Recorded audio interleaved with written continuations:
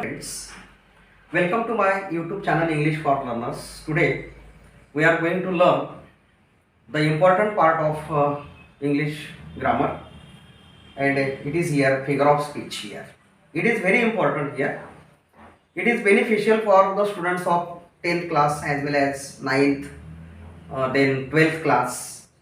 Each and every type of student it is very beneficial here. बघा अलंकार हे प्रत्येक वर्गासाठी त्या ठिकाणी विचारले जातात. जवळपास 8वीच्या वर्गापासून ते थेट ग्रॅज्युएशन असो किंवा पोस्ट ग्रॅज्युएशन असो त्यापर्यंत त्या ठिकाणी हे अलंकार विचारले जातात. म्हणजे सर्वच विद्यार्थ्यांसाठी हे महत्त्वाचे आहे. किंवा स्पर्धा परीक्षा असतील वगैरे त्या परीक्षांसाठी सुद्धा तुम्हाला अलंकाराची काही उदाहरणं किंवा अलंकार म्हणजे काय असं त्या ठिकाणी विचारलं जाते. तर बघा the first of all here the definition of figure of speech is given here on this blackboard. A word or expression which is used an effective manner or ineffectively in the poem or any other text is called as figure of speech. So there is expression or word which is used in an effective manner or effectively in the proper poem as well as in the text means here passage. Text means here passage. Okay. आता त्याचा मराठीमध्ये अर्थ या ठिकाणी दिलाय बघा. एखादा शब्द किंवा अभिव्यक्ती जो कवितेत किंवा इतर कोणत्याही मजकुरामध्ये प्रभावीपणे वापरला जातो त्याला अलंकार असे म्हणतात. समजा एखादी स्त्री आहे, suppose there is a woman and she wants to make beautiful to herself here. So at that time she wear different types of ornaments. So at that time she looks very beautiful. समजा एखादी स्त्री आहे, मग त्या स्त्रीला त्या ठिकाणी अलंकार वगैरे जर का त्या ठिकाणी व्यवस्थित तिने घातले किंवा परिधान केले तर ती स्त्री नेहमीपेक्षा अधिक सुंदर त्या ठिकाणी दिसते. तसं भाषेचं आहे. भाषेमध्ये सुद्धा जर का तुम्ही त्या ठिकाणी विशिष्ट अशा पद्धतीने प्रभावीपणे जर का शब्द त्या ठिकाणी मांडले, त्या ठिकाणी शब्द किंवा अभिव्यक्ती प्रभावीपणे जर का त्या ठिकाणी तुम्ही मांडली तर त्या भाषेला एक अलंकारिक असं रूप तुम्ही त्या ठिकाणी प्राप्त करून देऊ शकता. म्हणून फिगर ऑफ स्पीच याला अनन्य असं साधारण महत्त्व त्या ठिकाणी भाषेमध्ये आहे.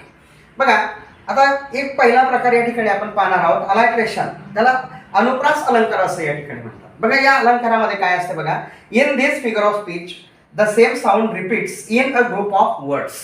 Group of words means here there is a definition of sentence. What is the definition of sentence here?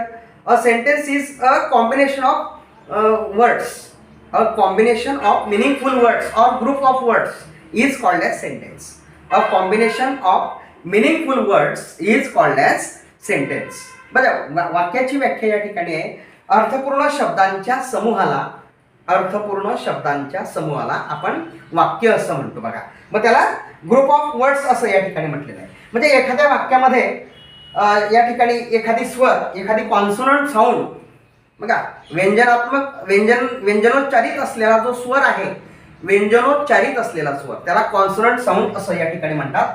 तो जर का त्या ठिकाणी पुन्हा पुन्हा आलेला असेल, पुन्हा पुन्हा रिपीट होत असेल, the consonant sound which is repeated in the same manner in that sentence is here at that time there is alliteration here.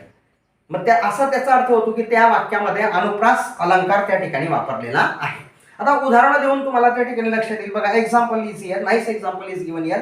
Bob brought the box of bricks to the basement.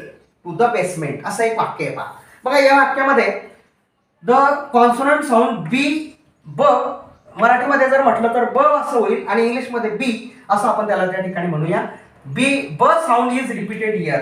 Example B sound is repeated again and again in this sentence, so it is the nice example of alliteration. म्हणून हे अनुप्रास अलंकाराचं एक सुंदर असं उदाहरण या ठिकाणी दिलेलं आहे. आता आणखी काही उदाहरणं या ठिकाणी तुम्हाला सांगतो बेटा, ती थोडक्यात या ठिकाणी तुम्ही लिहू शकता. बघा Peter Piper picked. Peter Piper picked a peg of a peg of pickled paper. बघा pickled paper.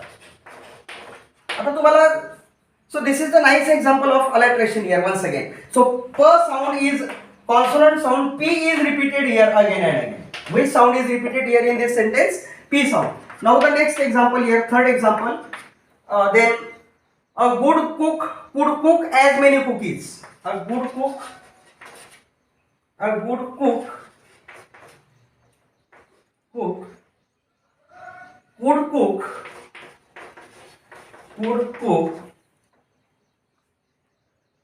as many cookies. Now the next example here, fourth example, a ship should sleep in a shade. Ship should sleep in a shade. So this is also nice example here. And the last one here, Betty Butter bought some butter. Betty Butter bought some butter. So these are the nice examples of alliteration here.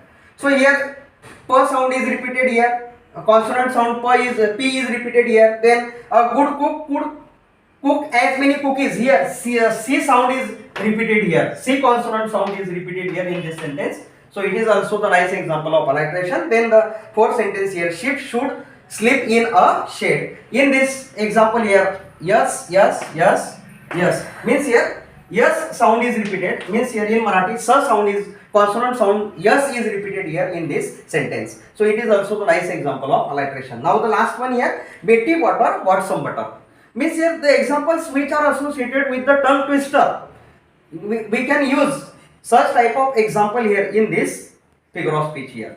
Okay. Now the last sentence here, b sound is repeated here again and again. Betty Butter bought some butter. B. So in this way we can make an impressive language by using figure of speech. Okay. In the language. Okay. So you like if you like this video, then give the likes here and subscribe my channel English for Learners. Have a nice day to all of you. Okay, thank you.